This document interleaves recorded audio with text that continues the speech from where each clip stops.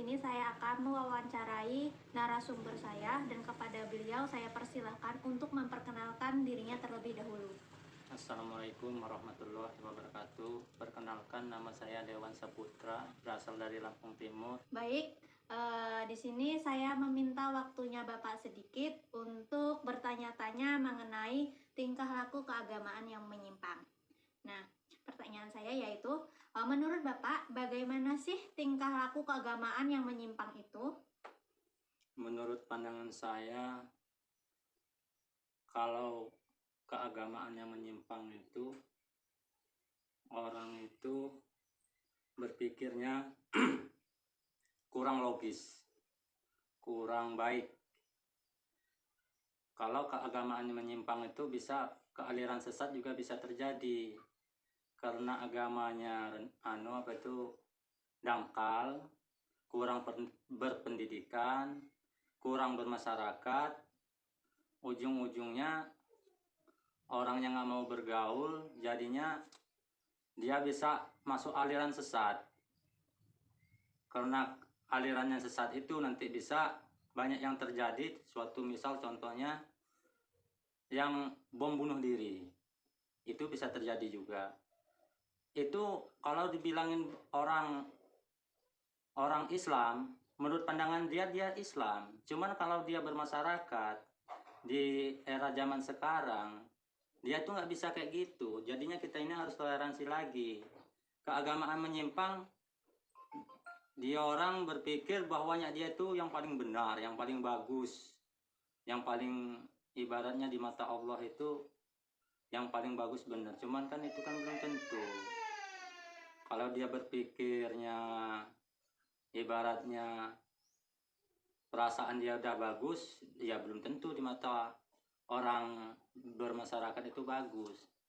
Kalau dia bermasyarakat, berpendidikan, bergaul dengan baik, ya insya Allah dia nggak mungkin menyimpang agamanya. Salah satunya, kalau ada ibaratnya yasinan, dia ikut pengajian, dia ikut rutin pengajian. Insya Allah dengan siram-siraman rohani itu nanti dia bisa secara berpikirnya terbuka, dia nggak jadi organisasi yang radikal. Terjadinya organisasi radikal itu yaitu terjadinya dia baca di buku, menurut pandangan dia itu udah bagus, udah baik. Ya suatu contoh ya kayak bom bunuh diri itu, bawa anak istrinya, meledakin gereja, padahal kita manusia ini hidup di dunia ini harus saling gotong royong, harus rukun, harus damai, harus toleransi. Kalau agama yang menyimpang itu, aduh bingung benar berpikirnya. Orang pinter kok bisa jadi kayak gitu. Mendingan jadi orang bodoh aja lah, supaya dia ngikutin panutan Nabi, dia nanti bisa jadi orang yang baik. Padahal dalam Al-Quran itu udah dilihat, udah diterangkan. Jadi orang itu harus toleransi. Kalau menyimpang, itu bisa terjadinya keributan. Baik, di sini kan bentuk-bentuk tingkah laku keagamaan yang menyimpang tuh banyak sekali ya. Salah satunya aliran klinik atau praktik perdukunan. Nah, pertanyaan saya, faktor penyebab apa seseorang itu melakukan praktik perdukunan? Faktor penyebabnya itu apa? Faktor penyebabnya itu banyak. Salah satunya pendidikan yang rendah bisa terjadi, faktor ekonomi bisa terjadi, itu banyak. Pikiran yang nggak logis juga bisa terjadi, gara-gara agamanya kurang ilmu, ya bisa terjadi juga. Dia sebabnya berpikirnya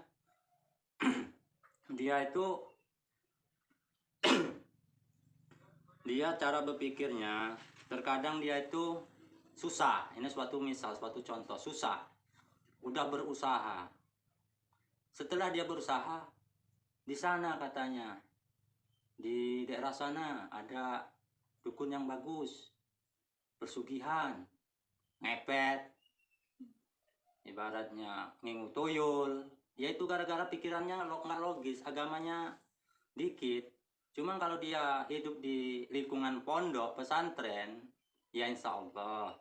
Semua itu kan kita nggak tahu, nggak semuanya juga. Orang nggak hidup di lingkungan pondok juga yang nggak baik juga, nggak kayak gitu. Yang jelas kalau dia bergaul dengan orang baik, bermasyarakat, ibaratnya dia bergaul sama orang yang banyak, dia insya Allah dia nggak mungkin pergi ke dukun. Insya Allah kalau dia pengen kaya, pengen sukses, pengen dikenal orang, dia berusaha. Kalau bisa itu ada pepatahnya, nanam padi, semakin berilmu semakin diam, semakin ibaratnya kalau suatu misal ada lagi, kalau bisa itu cari akhirat baru dunia ngikut. Kayak gitu juga kalau kita nanam padi. Kalau kita nanam padi,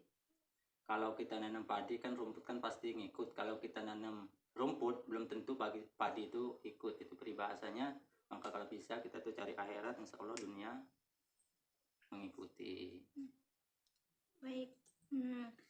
Pertanyaan saya selanjutnya itu konferensi agama atau seseorang berpindah agama, semisal seperti dia dari agama Islam berpindah ke Kristen. Nah, pertanyaan saya, faktor penyebab seseorang itu melakukan konferensi agama tersebut. Orang yang adik maksud berpindah agama? Ya, gitu. Yang berpindah agama. Orang yang berpindah agama itu aslinya terkadang juga ya bisa banyak sih faktornya. Bisa juga gara-gara dia sakit, dia ibadat niat kalau saya bisa sembuh. Yang sedangkan yang ngobatin dia itu ya ini masalah perdukunan juga. Bisa banyak yang terjadi di Indonesia. Dia sembuh, yang ngobatin itu orang Hindu, dia langsung masuk Hindu. Itu juga bisa terjadi gara-gara perjanjian, ada niat. Habis itu juga dia ibaratnya pindah agama itu gara-gara nggak, dia ada niat, saya nggak mungkin bisa kayak gini kalau saya nggak pindah ke agama. Itu juga bisa.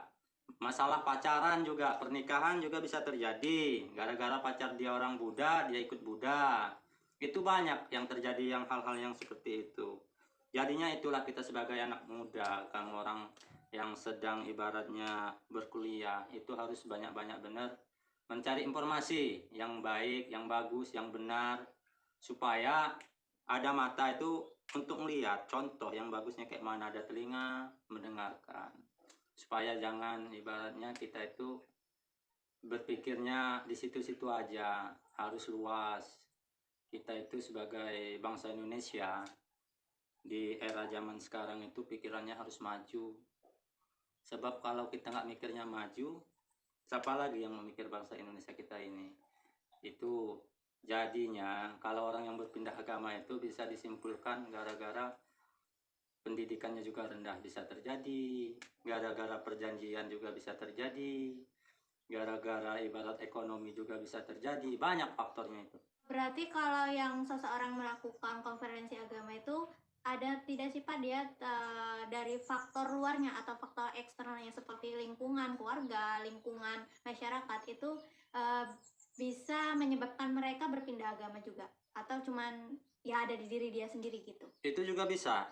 Sebabnya terkadang tadinya jadi baik, bagus, setelah dia kenal dunia luar, pergaulan bebas, itu bisa terjadi. Disitulah di masa ibaratnya anak-anak mengenal dunia luar. Dia orang beranggapan bahwa dia orang itu yang paling bagus. Agama ini yang bagus, bagus agamanya, nggak banyak larangan, nggak susah, mau sholat, nggak. Dia orang manusia zaman sekarang itu berpikirnya kalau bisa agama itu dibikin enak, dibikin mudah, nggak usah ribet-ribet. Yang mau sholat, yang nggak. Ya itu jadinya, apalagi anak zaman sekarang. Anak zaman sekarang ini terkadang cari yang instan, yang mudah. Ya itulah jadinya. Orang beranggapan agama itu bisa diubah-ubah, peraturan bisa diubah-ubah. Padahal Alkitab, Al-Quran yang berbicara, peraturan itu nggak bisa diubah-ubah. Ya begitu menurut pandangan saya. Lebih kurangnya saya minta maaf apabila di video ini ada omongan saya kurang bagus, ada kurang baik, ada yang tersinggung, saya minta maaf. Lebih kurangnya saya minta maaf. Saya akhiri. Wassalamualaikum warahmatullahi wabarakatuh. Baik, terima kasih atas waktu yang Bapak berikan. Iya. Telah menjawab pertanyaan demi pertanyaan yang Iya. saya berikan. Cukup sekian, terima kasih. Ya.